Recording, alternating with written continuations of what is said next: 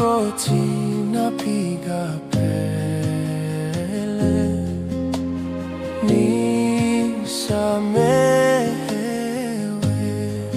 nisamehewe. Bwana Yesu asifiwe. Tunaendelea na siku 40 za maombi 2026. Tunao mada inayozungumza habari nzima ya uwezo wa dhambi kuvunjwa katika tarehe 27 mwezi wa kwanza 2026.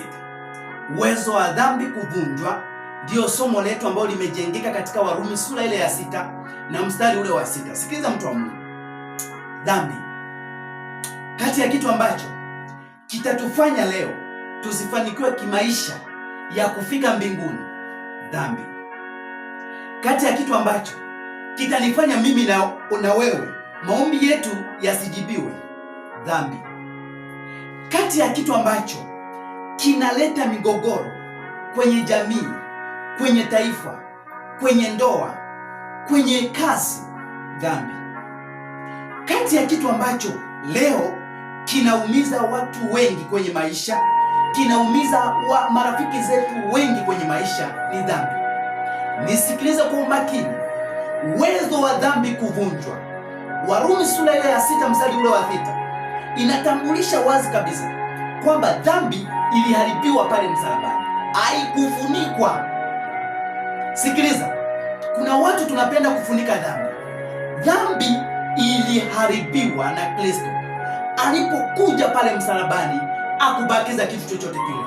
Dhambi iliharibiwa. Hivyo basi, kwa nini watu wengi leo tupo kwenye dhambi? Swali linaulizwa, kwa nini watu wengi leo bado tunaumizwa na dhambi? Sikiliza, dhambi haina uwezo wewe wa kuweza kukutawala kwenye maisha yako. Sikiliza, unaweza ukashawishiwa kutenda dhambi, lakini haushawishiwi kufanya dhambi. Unaweza ukashawishiwa katika dunia hii kupata majaribu, lakini kufanya dhambi wagi inakuwa ni maamuzi yako, au lazimishwi kutenda dhambi. Sikiza kwa uzuri hili. Kuna mtu kwa kweli ananiangalia hapa, anasema mimi mbona bado natenda dhambi? Dhambi au lazimishwi kutenda. Majaribu yanaweza yakaja, changamoto zinaweza zikaja kwenye maisha yako, lakini Mungu, sikiliza hili, amlazimishi mtu atende dhambi hata siku moja, na hana mpango huo wa kukulazimisha wewe utende dhambi kwenye maisha yako, wa kunilazimisha mimi nitende dhambi kwenye maisha yangu. Mungu hana ajenda hiyo. Lakini shida iko wapi? Watu wengi leo, kwa nini wameshindwa kushinda dhambi? Shida iko hapa, kwa sababu watu wengi leo duniani, watu wengi leo kanisani, watu wengi leo kwenye jamii hawajui kila ambacho Yesu alikitenda msalabani, na ndio maana bado wanarudia dhambi. Narudia tena, watu wengi leo hatujui tulichofanywa pale Kalvari. Watu wengi leo ambao bado tupo kwenye dhambi hatujui Yesu alitenda nini pale Kalvari. Ni kweli tunamtamka Yesu, ni kweli tunasema kwamba sisi tunaweza mambo yote katika yeye, lakini tunajua tu ya kwamba aliwekwa pale msalabani. Tunajua tu ya kwamba alipitia tu mateso pale msalabani, lakini hatukijui alifanya nini kwa ajili yako na kwa ajili yangu.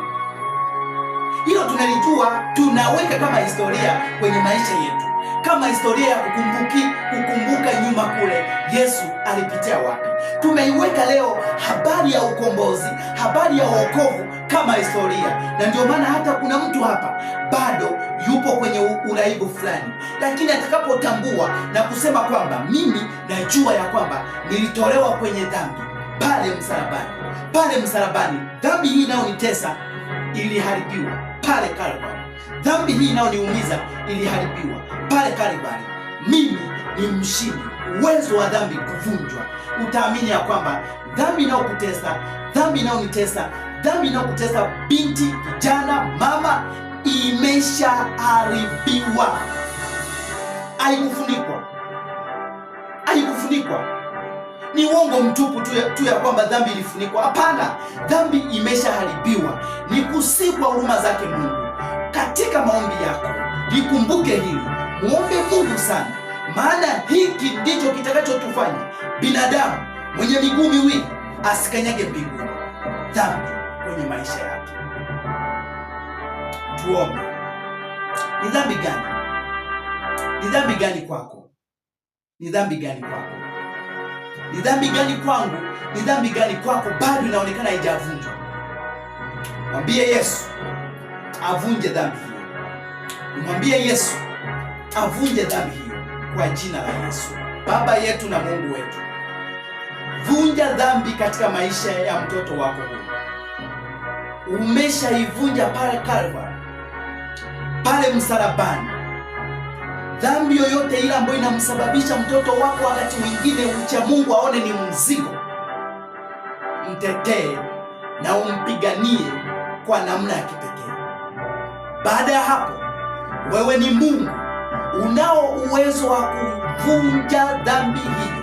Kama ambavyo uliiharibu pale msalabani, unaweza tena kuiharibu na kuivunja kabisa kwa binti huyu. Haijalishi ni laibu wa kiasi gani, haijalishi ni mazoea ya kiasi gani. Baada ya hapo, kama nakusii juu ya uponyaji kiroho, kama nakusii juu ya uponyaji kimwili, ni mgonjwa ukamponye kwa jina la Yesu. Anapitia maumivu fulani, ukayatoe kwa jina la Yesu.